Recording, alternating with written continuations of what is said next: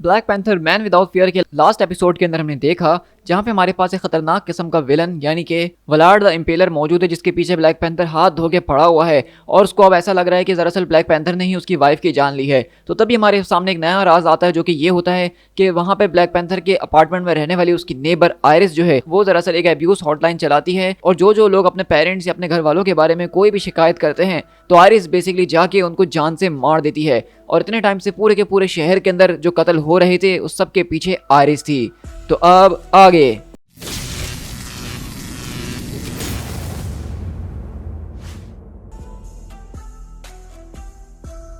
तो इसी तरह हम देखते हैं कि ब्लैक पैंथर यहाँ पे रात के टाइम जो है वो बेसिकली आयरिस के पूरे अपार्टमेंट के ऊपर नजर रख रहा है, और उसने बेसिकली ये सारी की सारी चीजें या पुलिस को भी बता दी हैं कि किस तरीके से सबके पीछे आयरिस का ही लेना देना है।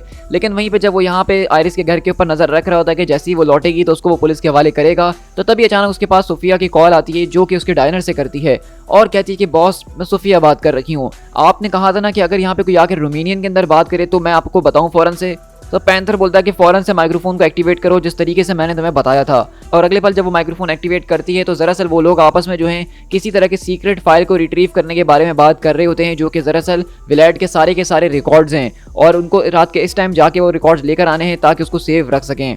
तो अगले पल ब्लैक पैंथर यहाँ पे आयरिस के क्योंकि घर पे नजर रख रहा होता है तो उसके दिमाग में सिर्फ एक ही बात आती है कि आयरिस एक बहुत बड़ा खतरा हो सकती है, लेकिन आज की रात शायद उतना बड़ा खतरा नहीं होगी क्योंकि वो अपनी हेल्पलाइन के ऊपर मौजूद है। रही बात विलैड की तो वो हमेशा ही खतरा है, और वैसे भी मैंने डिटेक्टिव कर्ट्स के पास तो मैसेज छोड़ ही दिया है सारा का सारा आयरिस के केस से हवाले से, एंड आई ट्रस्ट हिम कि वो उसको टेक केयर कर ही लेंगे। तो इसी तरह हम देखते हैं कि बेसिकली ब्लैक पैंथर वहां पे आयरिस के अपार्टमेंट के ऊपर जो नजर रख रहा होता है वहां से आगे की तरफ निकलता है और सीधा उसी लोकेशन के ऊपर पहुंचता है जहां पे विलैड के लोग मौजूद हैं, जहां पे उनको जबरदस्त तरीके से पेलता है और उनका अकाउंटेंट सामने आता है, जो कि काफी ज्यादा लंबा चौड़ा सा एक आदमी होता है।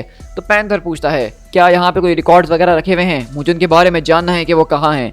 तो वो कहता है कि मैं तुम्हारी किसी बात का कोई जवाब नहीं दूंगा लिटिल मैन, मैं सिर्फ जवाब देता हूँ विलैड द इम्पेलर को, और ऐसा कुछ भी नहीं है जो कि करके तुम मुझसे गुलवा सको। लेकिन उसी के 90 सेकंड के बाद वो अपनी बहुत ही बुरी हालत में होता है और पैंथर को उस पूरे के पूरे वर्ल्ड का अपना कॉम्बिनेशन बता ही देता है। और अगले पल हम देखते हैं कि बेसिकली ब्लैक पैंथर के हाथ में विलैड के सारे काले धंधों का चिट्टा निकल आता है, जितना भी रिकॉर्ड है वो सब इस फाइल के अंदर मौजूद है और ये उसको डिस्ट्रॉय करने के लिए परफेक्ट है। लेकिन इसी तरह हम यहाँ से विलैड और निकोलाई के पास शिफ्ट होते हैं, जो कि यहाँ पे आगे की तरफ जा रहे होते हैं। लेकिन तभी हम देखते हैं कि यहाँ पे उसको छोटा बेटा गेब, जिसको जबरदस्त तरीके की पावर्स मिल चुकी हैं लास्ट एपिसोड के अंदर, वो अपने फादर से बात करना चाह रहा है, लेकिन उसके अंदर इतनी हिम्मत नहीं है कि वो उनसे बात कर सके। और वहीं से अगले पर डिटेक्टिव कर्ट जो है विलैड के पास आते हैं और कहते हैं कि मिस्टर डीनो, यहाँ पे ऐसे कुछ सवालात हैं आपकी वाइफ की मौत के हवाले से जिसमें मैं चाहूंगा कि आप कोऑपरेट करें। डर्ट बैग, तो आप क्या इस औरत को जानते हैं? तो वहीं से वो पूछता है क्या ये सस्पेक्ट है? तो बताता है कि हमें एक ज़बरदस्त तरीके की टिप मिली है अपनी एक रिलायबल सोर्स से कि ये एक तरह की सीरियल किलर है जो कि अपने आप को एक विजिलेंटी समझ रही है। ये एक पूरी की पूरी हॉटलाइन चलाती है और ये सिर्फ उन्हीं लोगों को टारगेट कर रखी है जिस किसी के पेरेंट्स अपने बच्चों के ऊपर अब्यूज़ करते हैं या उनके हस्बैंड्स। तो वहीं से एकदम वो गुस्से में आता है और कहता है कि डिटेक्टिव कर्ट्स, आखिरकार इस सारे के सारे अब्यूज़ का मेरी एंजेला से क्या लेना देना है? आपको क्या लगता है कि वो अपने बच्चे को मारती थी? तो डिटेक्टिव कर्ट्स बोलते कि देखो मैं तुम्हें बस इतना बता रहा हूँ कि तुम्हारे घर में से किसी ने इस नंबर पे कॉल करी थी जिस तरह बाकी विक्टिम्स के घर वालों ने करी है, तो बाकी का अंदाजा तुम खुद ही लगा सकते हो। लेकिन जब वहाँ पे वो सारा का सारा उसकी तस्वीरें देखता है आयरिस की, तो उसमें से एक तस्वीर के अंदर टिछाला भी उसके साथ मौजूद होता है और वो कहता है कि मैंने इस औरत को पहले कभी नहीं देखा, लेकिन शायद मैं उसको थोड़ी देर अपने पास रखूँ और देखूँ तो मुझे याद आ जाए। तो डिटेक्टिव बोलता है कि देखो तुम यहाँ पे जो कुछ भी कह रहे हो मुझे साफ समझ में आ रहा है कि वो झूठ है और कुछ भी नहीं, और श्योर तुम इन पिक्चर्स को रख सकते हो, हमारे पास पहले ही बहुत ज़्यादा मौजूद हैं। तो वहीं से विलैड बोलता है कि तुम एक स्मग हो डिटेक्टिव और कुछ भी नहीं, तुम इस सब के बारे में कुछ नहीं जानते हो, तुम एंजेला को एक अब्यूसर बनाना चाहते हो, तुमसे मुझसे बदला लेने के लिए मेरी फैमिली के नाम को बदनाम कर रहे हो और कुछ भी नहीं। तो डिटेक्टिव कर्ट्स बोलता है कि मैं सिर्फ अपना काम कर रहा हूँ विलैड, मुझे एक लीड मिली है, मैं इसको फॉलो कर रहा हूँ, तुम अपनी जॉब करो लेकिन बिना झूठ को बुलाए, तब तक के लिए हम फिर मिलेंगे डिटेक्टिव। तो वहीं से कर्ट्स बोलता है मैंने सुना है कि यहाँ पे करीब एक दुकान के अंदर एक पैंथर कॉस्ट्यूम के अंदर आदमी घुसा आया था कल रात और वो कुछ फाइल्स चुरा के ले गया था, तो हु नोस वो नेक्स्ट टाइम जो तुमने सोच के रखा हुआ है वो बहुत जल्दी हमारा आ जाएगा। और इसी तरह डिटेक्टिव कर्ट्स वहाँ पे उस पूरी की पूरी फाइल को अपनी गाड़ी में रखते हैं जिसके अंदर आयरिस की इन्फॉर्मेशन मौजूद है, और वो यहाँ पे जब आगे की तरफ जाते हैं तो कैफे के सामने रुकते हैं अपनी कॉफ़ी लेने के लिए। लेकिन जब वो वापसी आके देखते हैं तो बेसिकली उनकी फाइल गायब हो चुकी होती है और हम देखते हैं कि वो किसी और ने नहीं बल्कि गेब ने उनकी गाड़ी से चुरा ली है। तो वहीं से हम देखते हैं कि वहाँ पे विलैड उस तस्वीर को देखता है और कहता है कि ये वुमेन एंड द पैंथर, लगता है कि ये दोनों के दोनों लोग मेरे साथ एक साथ मिले हुए हैं, मैं इस जगह को अच्छे तरीके से जानता हूँ, यही वो जगह होगी जहाँ पे पैंथर काम करता है, यही उसकी सीक्रेट आइडेंटिटी है जो कि अब मेरे सामने आ चुकी है। लेकिन वहीं से निकल आया कि बोलता है कि फादर मेरी बात तो सुनिए, लेकिन वहाँ पे उसको ज़बरदस्त तरीके से हिट करता है और बोलता है कि बस अब बहुत हो चुका है, मैंने तुम्हारी गलतियों को बहुत बर्दाश्त कर लिया है, जो कुछ भी मैं तुमसे करने के लिए कहता हूँ तुम उसके अंदर सिर्फ गलतियां करते हो। तुम्हें तुम्हारे भाई के ऊपर नजर रखने को कहा तो तुमसे वो नहीं हुआ, और एक आउटसाइडर ने आके हमारी बीवी एंजेला को मार दिया और उसके बाद वो खुलेआम घूम रहा है। और अब ये मैंने तुम्हें कहा था कि तुम उन सारी की सारी फाइल्स को टेक केयर करके मेरे पास लेकर आना, लेकिन अब वो पैंथर के पास मौजूद हैं सब की सब। क्या तुम्हें ये बात समझ में आ रही है कि मेरा पूरा का पूरा ऑपरेशन वो इसके जरिए खत्म हो सकता है? तुमने मुझे हर एक चीज के अंदर फेल कर दिया है, अब हमें शैडोज में छुपने की नौबत आ चुकी है। लेकिन इससे पहले मुझे इन सारी की सारी चीजों को निपटाना ही है, और तुमसे और तुम्हारे भाई से तो मैं बाद में डील करूंगा। जाओ और जाके गेब को तलाश करो। मेरे बेटे मेरी वाइफ से ज्यादा इंपॉर्टेंट है, ताकि मैं उनको मार ना सकूं। लेकिन जो कुछ भी तुम लोगों ने मेरे साथ किया है, जितना तंग मुझे किया है, उसकी सजा तो मैं तुम लोगों को जरूर दूंगा।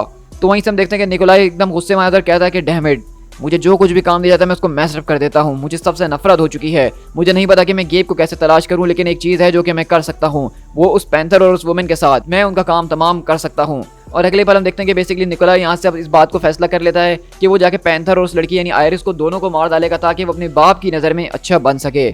लेकिन इसी तरह हम यहाँ से एक पूरे के पूरे छोटे इलाके खंडर के अंदर शिफ्ट होते हैं, जहाँ पे बेसिकली गेब छुप के रह रहा है ब्रायन के साथ। और ब्रायन को हम देख रहे हैं कि यहाँ पे उसकी बिल्कुल अजीबोगरीब हालत हुई है, जहाँ पे वो कुछ ना बोल रहा है और ना ही कुछ कर सकता है। बस वो बेचारा एक लाचार की तरह बैठा हुआ है। और गेब भी यही कहता है कि मुझे नहीं पता कि मैं तुम्हें वहाँ से निकाल के क्यों लाया, क्योंकि मैं तो अपना ही ख्याल नहीं रख सकता, तो तुम्हारा क्या ख्याल करूंगा। लेकिन अभी मुझे ज़बरदस्त तरीके की लीड मिली है इस वुमेन की। अगर मैं इस वुमेन को मार डालता हूँ तो शायद मेरे फादर मुझे बख्श दें, वरना वो तो मुझे जान से मार डालेंगे, क्योंकि मेरी ही वजह से मेरी माँ मरी है। और अगले पल वो बेसिकली सबको ठीक करने के लिए वहाँ से आगे चले जाता है। लेकिन अगर हम गेब को देखें तो गेब यहाँ पे बैठा हुआ होता है, उसके सामने एक चूहा ची ची ची कर रहा होता है। और ये देख के वो उसको एक ही झटके के अंदर जान से मार डालता है और कहता है बैड रैट। हम यहाँ से आयरिस के अपार्टमेंट के अंदर शिफ्ट होते हैं, जहाँ पे बेसिकली डिटेक्टिव कर्ट्स अपने 2 पुलिस वालों के साथ उसका इंतजार कर रहे हैं। और वो कहते हैं क्या मुझे वहाँ पे थोड़ी और कॉफ़ी मिलेगी। और अगले पल पैंथर उनसे मिलने के लिए आता है और वो कहते हैं कि थैंक्स फॉर द टिप, हमने सबको चेक किया है और यही बात ठीक है कि यही हमारी वो शूटर है जिसकी हमें तलाश थी। तो वहीं से पैंथर बोलता है कि यहाँ पे कुछ और भी है जिसको आपको चेकआउट करने की ज़रूरत है। ये वो सारे के सारे एविडेंस हैं जो कि वेलार्डिनो के खिलाफ आपके लिए बहुत ही ज़्यादा स्ट्रॉन्ग साबित हो सकते हैं। और डिटेक्टिव कर्ट्स बोलते हैं ये हमारे काफ़ी काम आ सकते हैं, तो क्या तुम उसको मेरे पास लेकर आ सकते हो उससे पहले कि यहाँ पे FBI वाले आएँ और कुछ और हो जाए। और अगले पल पैंथर यहाँ से गायब हो जाता है। तो वहीं से वो पुलिस वाले बोलते हैं क्या ये वही नया पैंथर गाय है जिसके बारे में आजकल बहुत ज़्यादा चर्चा चल रही है? सुनने में तो ऐसा है कि बाकी सुपर हीरोज उसके ऊपर ट्रस्ट नहीं करते हैं। तो वो कहता है कि हाँ यार, मैंने भी कुछ ऐसा ही सुना है, और एक ऐसी लीक खबर मिली है कि जो कोई भी इसकी इन्फॉर्मेशन एवेंजर्स मेंशन या एवेंजर्स को देगा उसको एक ज़बरदस्त तरीके का तगड़ा रिवॉर्ड मिल सकता है। और अगले पल एक पुलिस वाला वहाँ पे एवेंजर्स मेंशन के अंदर कॉल मिलाता है और ब्लैक पैंथर के बारे में उनको बता रहा होता है। लेकिन इसी तरह पैंथर यहाँ से किसी और के पास नहीं बल्कि आयरिस के पास पहुँचता है और वो कहता है कि पुलिस तुम्हें चारों तरफ ढूंढ रही है आयरिस। तो आयरिस बोलती कि अच्छा द पुलिस, अब उनको मेरी परवाह होना शुरू हो चुकी है। आखिरकार वो लोग तब कहाँ थे जब पेरेंट्स अपने बच्चों को मार रहे थे, उनके साथ जुल्म कर रहे थे? पुलिस वाले तब कहाँ थे जब हस्बैंड्स अपनी बीवियों को मार रहे थे? उन्होंने कुछ नहीं करा। तो मैंने कुछ ऐसा करा जिसके जरिए लोगों को मदद मिली है, और तुम और तुम्हारे जैसे लोग यही तो करते आए हैं ना। यहाँ पे सिटी के अंदर बिलियंस ऑफ लोग मौजूद है जो कि रोजाना जो है इस तरह की चीज़ों से सफर करते हैं, और पुलिस वाले उनकी मदद करने के लिए कुछ नहीं करते। वो सिर्फ उन गुंडों के पास जाते हैं जो कि ज्यादा शोर शराबा मचाते हैं। तो इसलिए मुझे मेरी प्रायोरिटीज पता थी कि मुझे क्या करना है, और मैंने वही करा, और इसके अंदर मैं जरा भी बुरा फील नहीं करती हूँ। लेकिन पैंथर बोलता है कि सफरिंग का मतलब ये नहीं कि तुम उनको जान से मार दो। तो वहीं से आयरिस बोलती है कि अच्छा, तुम्हें ऐसा लगता है कि जो मैंने करा वो ठीक नहीं, और जो तुम कानून तोड़ के करते हो वो बिल्कुल ठीक है। तुम्हें लगता है कि तुम अपनी मर्जी से कानून तोड़ सकते हो और मैं नहीं। लेकिन इतनी ही देर में हम देखते हैं कि दरअसल यहाँ पे जिस पुलिस वाले ने एवेंजर्स मेंशन के अंदर फोन करा था, तो उसकी वजह से लूक केज यहाँ पे आ गया और वो कहता है कि लड़की से हाथ हटाओ पैंथर, हमें बात करने की जरूरत है। तो पैंथर बोलता है कि अभी नहीं केज, एंड आई एम सॉरी कि तुम्हारे साथ जो कुछ भी पास के अंदर हुआ है आयरिस, मैं समझता हूँ कि तुम्हारे साथ चीजें गलत हुई हैं, लेकिन इस वक्त तुम अपने पर्सपेक्टिव को खो चुकी हो, तुम्हें मदद की जरूरत है। लेकिन वहीं से हम देखते हैं कि लूक केज उसको इंटरप्ट करते हुए बोलता है देखो पैंथर, अब बहुत हो चुका है, शहर के अंदर लाशों का ढेर लग चुका है, तो इसलिए हमें अभी इसी वक्त बात करनी है।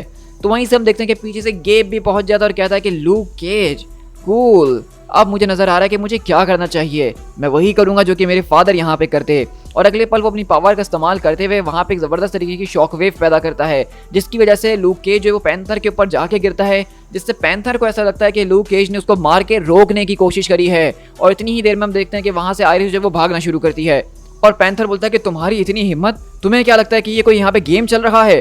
और हम देखते हैं कि वो यहाँ पे दोबारा एक ज़बरदस्त तरीके की शॉकवेव देख के लूक को दोबारा उसके ऊपर फेंकता है।